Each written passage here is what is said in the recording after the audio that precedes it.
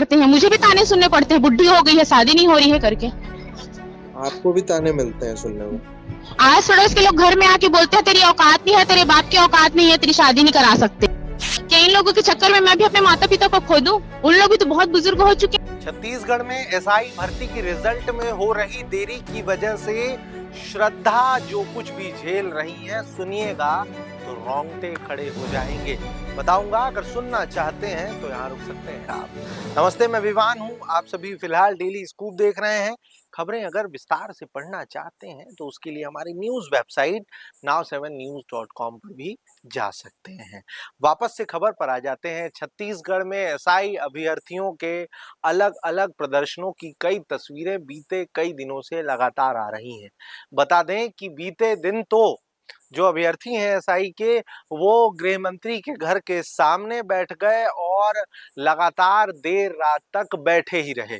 ऐसे में एक एसआई अभ्यर्थी से सीधे तौर पर डेली स्कूप ने बात की। उनका नाम श्रद्धा है, वो अनशन पर भी थी। उन्होंने जितना अलग तरीके से अपना दर्द बयां किया है डेली स्कूप से, वो एक बार आप सुनिए। श्रद्धा जी, परिवार में कितने लोग हैं?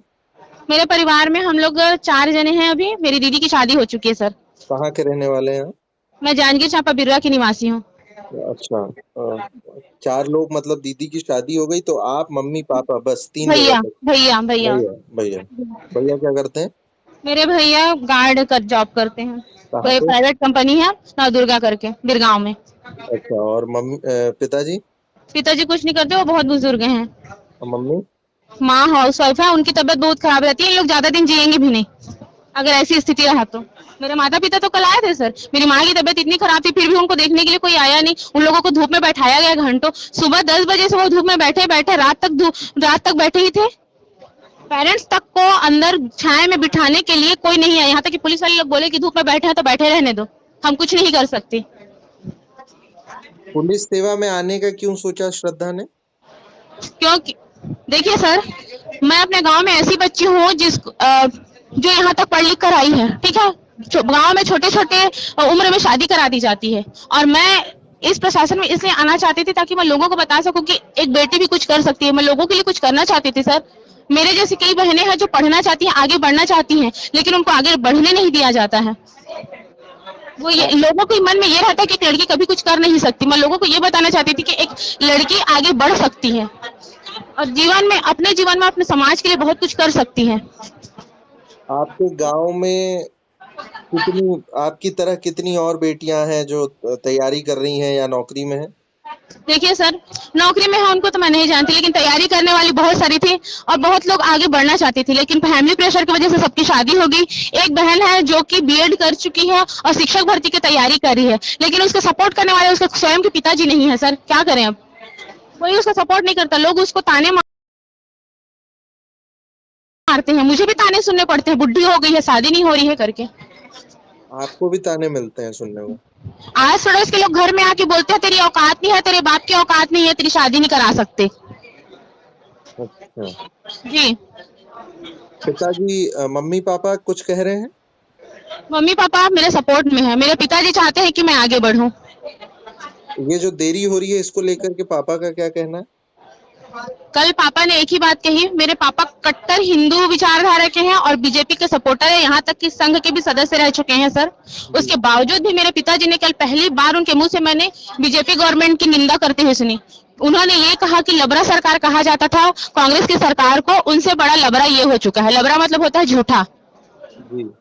जी, पहली बार मैंने उनके मुंह से बीजेपी की निंदा सुनी है सर। मैंने अपने जीवन काल में 27 साल की मेरी उम्र है, आज तक मैंने पापा को कभी नहीं सुना कि बीजेपी की गवर्नमेंट ने कुछ गलत किया है। हमेशा वो बीजेपी के सपोर्टर रहे हैं सर। श्रद्धा, आगे क्या प्लान है अब आपका?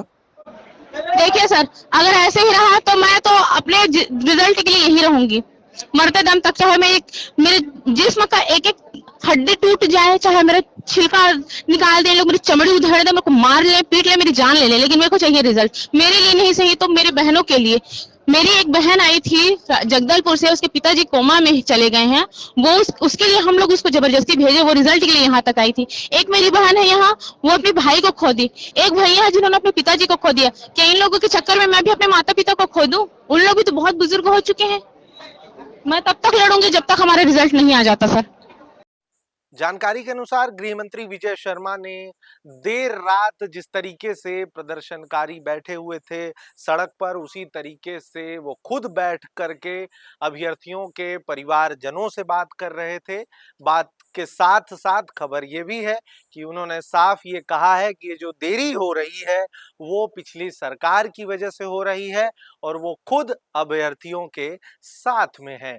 लेकिन फिलहाल जो कुछ भी है वो बिल्कुल उलझा हुआ दिख रहा है और देखना ये होगा कि आखिरकार इस पूरे मामले में क्या कुछ मोड़ आता है और ये पूरा मामला कब सुलझता है।